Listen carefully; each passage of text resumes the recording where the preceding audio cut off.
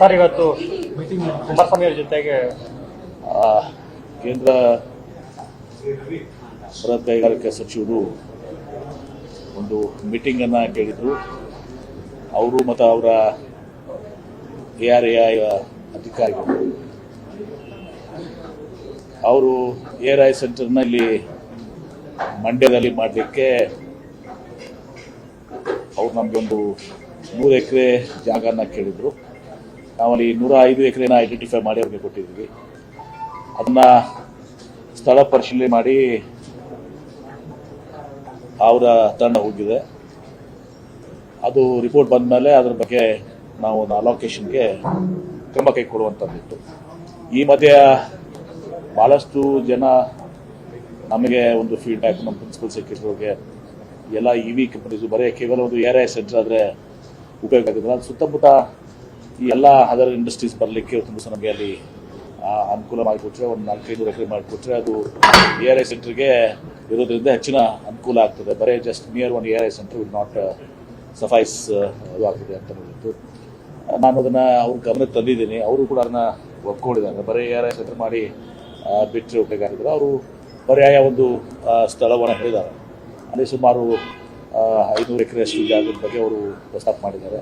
ಆ ಜಾಗವನ್ನು ನಾವೀಗ 2 ಸ್ಥಳಗಳನ್ನ ಹೇಳಿದ್ದಾರೆ.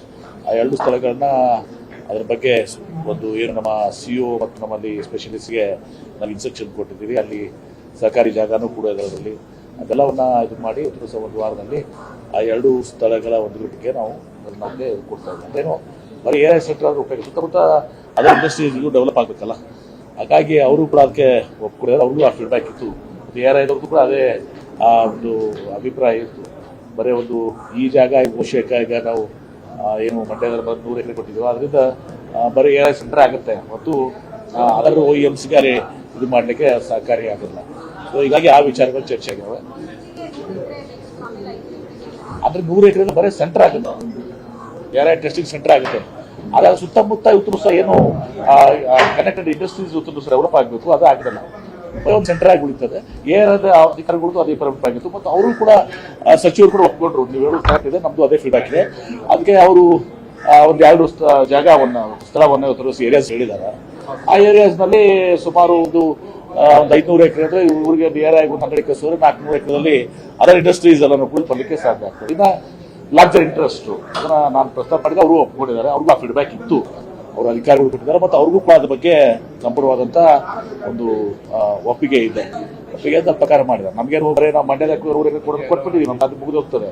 ಬಟ್ ಅದರಿಂದ ಜಾಸ್ತಿ ಪ್ರಯೋಜನ ಆಗಬೇಕು ಅಂತ ಹೇಳಿದ್ರೆ ಯಾವ ರೀತಿ ಆಟೋಮೋಟಿವ್ ಇಂಡಸ್ಟ್ರೀಸ್ ಇವಾಗ ಪುಣೆದಲ್ಲಾಗಿದೆ, ಆ ಥರ ಆದರೂ ಸಾಗಬೇಕಾದ್ರೆ 400-500 ಎಕರೆದಲ್ಲಿ ಈ 100 ಎಕರೆಸ್ ಇವ್ರು ಕೊಟ್ಬಿಟ್ಟು 400-500 ಎಕರೆ ಅದರ ಇಂಡಸ್ಟ್ರೀಸ್ಗೆಲ್ಲ ಪ್ರಯೋಜನ ಕೊಟ್ಟರೆ ಅದು ಅನುಕೂಲ ಆಗ್ತದೆ ಅಂತ ಹೇಳಿ ಆ ವಿಷಯದಲ್ಲಿ ಚರ್ಚೆ ಆಗಿದೆ. ಅದನ್ನ ಮೂವ್ ಮಾಡ್ತೀವಿ. ಈಗ ಪ್ರಸ್ತಾಪ ಆಗಿದೆ. ಇವತ್ತು ಮೀಟಿಂಗ್ನಲ್ಲಿ ಅವರು ಮನೆ ಫೋನ್ನಲ್ಲೂ ಕೂಡ ಹೇಳಿದ್ರು. ಇವತ್ತು ಮೀಟಿಂಗ್ನಲ್ಲಿ ಪ್ರಸ್ತಾಪ ಆಗಿದೆ. ಅದು ಪ್ರಸ್ತಾಪ ಆಗಿ ನಾವು ಒಂದು 100 ಎಕರೆ ಬಗ್ಗೆ ಕೇಳಿದ್ರು 100 ಎಕರೆ ನಾವು ರೆಡಿ ಇಟ್ಕೊಂಡಿದ್ದೀವಿ. ನಮ್ಮ ಡ್ಯೂಟಿ ನಾವು ಮಾಡಿದ್ದೀವಿ. ಬಟ್ EV ಕಂಪನೀಸ್ ಎಲ್ಲದೂ ಒಂದು ಏನಿದೆ ಅಂತಂದ್ರೆ ಅದ್ರ ಸುತ್ತಮುತ್ತ ನಮಗೆ ಇಂಡಸ್ಟ್ರೀಸ್ ಆಗಲಿಕ್ಕೆ ಸಹಕಾರಿ ಆಗ್ತದೆ, ಅದಕ್ಕೆ ತೊಂದರೆ ಮಾಡಿಕೊಡಿ ಅಂತ ಹೇಳಿ ಅವರು ಇರುತ್ತೆ. ಅದನ್ನ ಅವ್ರ ಗಮನದಲ್ಲಿದ್ದೀವಿ. ಅವ್ರಿಗೂ ಅದು ಗೊತ್ತಾಗಿದೆ ಮತ್ತು ARAI ಅಧಿಕಾರಿಗಳು ಕೂಡ ಒಪ್ಪಿಕೊಂಡಿದ್ದಾರೆ. ಕ್ಷಣ ಕ್ಷಣದ ಸುದ್ದಿಗಳಿಗಾಗಿ ಫ್ರೀಡಂ ಟಿವಿ ಸಬ್ಸ್ಕ್ರೈಬ್ ಮಾಡಿ, ಲೈಕ್ ಮಾಡಿ ಹಾಗೂ ಫಾಲೋ ಮಾಡಿ. ಹೊಸ ಸುದ್ದಿಗಳ ನೋಟಿಫಿಕೇಶನ್ಗಾಗಿ ಬೆಲ್ ಐಕಾನ್ ಮೇಲೆ ಕ್ಲಿಕ್ ಮಾಡಿ.